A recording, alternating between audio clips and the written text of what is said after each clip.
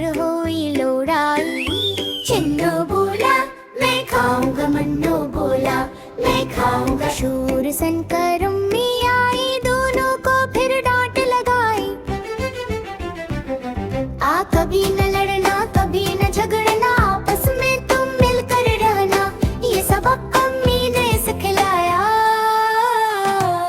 चन्नू मन्नू दे दो भाई चॉकलेट, आ फिर हुई लड़ाई। चन्नू बोला मैं खाऊंगा, मन्नू बोला मैं खाऊंगा। शूरसेन कर दीदी आई, साथ में एक चॉकलेट लाई। आधी चन्नू भाई, आधी मन्नू भाई, खत्म करो ओ है चन्नू।